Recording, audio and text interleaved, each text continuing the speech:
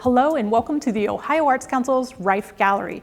Today we're going to have a look at the exhibition On the Grid, curated by Kelly Dietrick. Kelly, when you were thinking about this exhibition and putting together the proposal and ideating on how this might come to fruition, what was it about the grid that pulled you in? Tell us how this happened. Yeah, well, I mean, I would be lying if I didn't say that the grid is just a part of my work as an artist and a sort of foundation and something I always start with. So it feels natural to start with that as an idea. I think the call was specifically suggesting curating an intersectional group of artists. I like to think of the grid as an opportunity to unify things that are otherwise quite different. So I felt like thinking about the grid as a formal or conceptual or foundational element. And not all of the artists use a grid as a sort of motif in their work, or they're not thinking about the grid a lot, but there's a presence there and it helps to unify the show. Maybe someone's coming to an exhibition and they are able to, really strictly understand the grid. And they're searching for that in each piece. So the folks that don't necessarily use the grid, talk about why their works were selected, why they were also important for this exhibition. Some of the artists, the grid is very much a motif, and some of the pieces I don't think we do see the grid, but the artist is working with it, or working with an idea of units or repetition or intersections. So a lot of the artists are working across disciplines, so I think about that as being related to a grid. I think sometimes it's okay to just recognize the grid as a formal thing that happens to be there, which is sometimes the case. I just think it was a way to sort of organize the show. Yeah. So you have a variety of materials represented here too. Tell us about the importance of having such a wide breadth and depth of approaches to art in this exhibition. Yeah, that's just important to me as someone who, for 7 years, I recently closed the space, but for 7 years I was running a small gallery and trying to bring art to people in our community that they might not otherwise see. And I think it's really important to make work accessible by way of imagining that people like all kinds of different things, and it can't just be one thing that they walk by and think, oh, I don't like that or I don't understand that. I think if there's variety, there's more opportunity for people to connect. And I love representational work, and I love geometry and color, but I try really hard to include a lot of disciplines and mix things up a little bit.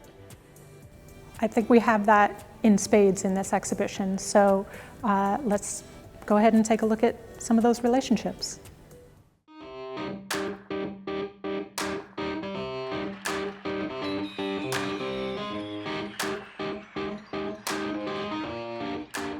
Connections and relationships are a really key component of this exhibition, as Kelly mentioned. Kelly, can you chat a little bit about this section of the exhibition and these artists and why you elected to have them together? Yeah, I think these are artists who very much visually their work has a connection. So we've got a lot of saturated colors, a lot of repetition. And so I think visually there's a real strong connection with these. And then under that, they maybe are a little bit more different as approaching their work, but also with some similarities. I think it's fair to say that all three of these artists, Molly Fitzpatrick, Seth Nagelberg, and Catherine Lentini, are interested in some fun and some joy in their work and in their practice, and they're using color and relationships and shapes to arrive at their outcome. Seth Nagelberg's work is inspired by nature. It feels really geometric and mathematic. Catherine Lentini has a background in mathematics as well as art, and so I think there's relationships there and variation on things. So with all of these pieces, we get variations or multiples that I think becomes interesting. And sort of an idea of a circle here in some of these, and certainly a strong presence of the grid. And so they build as they're next to each other. It gives more context to have them in relationship to each other. I think so. I think that, again, these artists all are interested in making something that's visually really enjoyable, and I think that they all do that together in a way that lets us appreciate them first just as objects that are great to look at, and then we can dive deeper into them.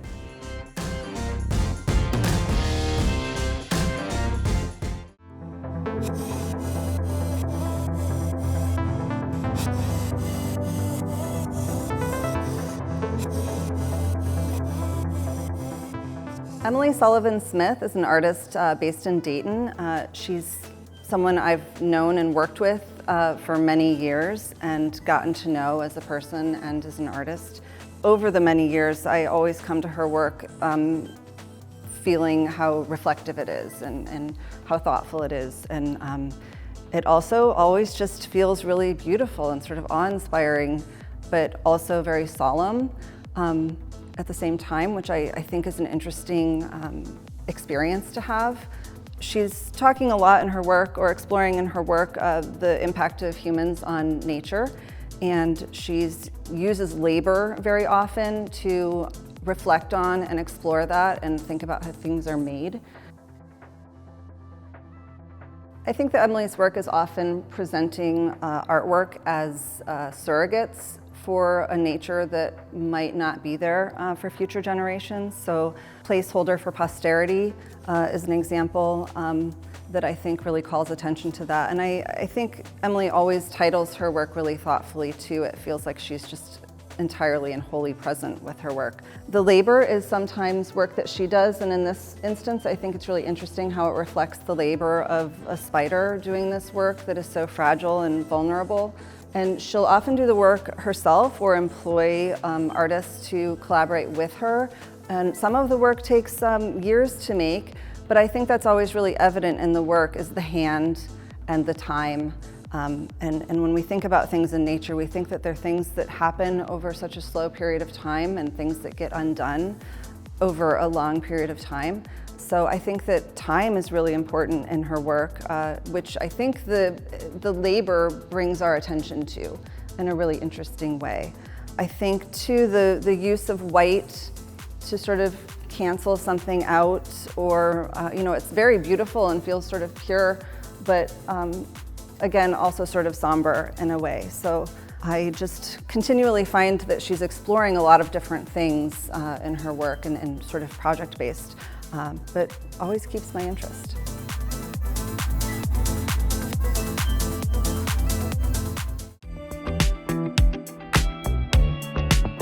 One of the things I have come to really realize I love about curating, which is a sort of new to me practice in the last 7 years, is that I love seeing and thinking about work together in spaces. So I'm a big advocate for living with art, and I think individual homes become sort of spaces where work can talk to each other and change and develop relationships over time. But I think I find myself being so much more interested in that than just sort of thinking about a single artwork in isolation, because they aren't really in isolation. Even, not with their viewers or with their environment or their context. So I think there's so much opportunity for them to change and be seen in new ways when we change the context, the space, the work that they're existing with. So in this sort of stretch of the gallery, I think that I can see 3 artists who it feels sort of generally achromatic and sort of there's a softness to the work. But they're so radically different in terms of their practice and their materials. So Bryn, Klare, and Mark Ross are 2 other artists in the exhibition that I think have a really interesting conversation going on in the gallery. Their work has a similar feeling of luminosity and sort of texture. It almost feels like tactile fabric upon seeing, which actually I was just seeing in Agnes Martin yesterday, and I loved that it said do not touch. And it's not a piece that I love that people are inclined to touch it, but don't.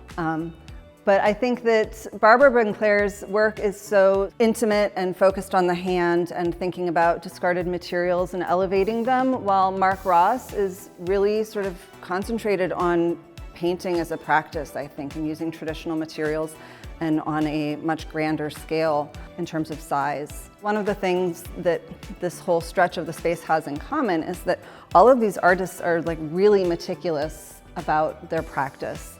And I think that shows somehow through all the variety.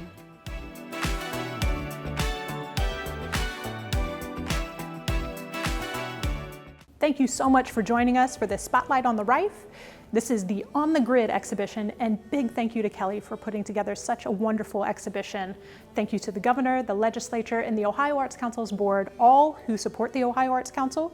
this great space, and of course, Ohio artists.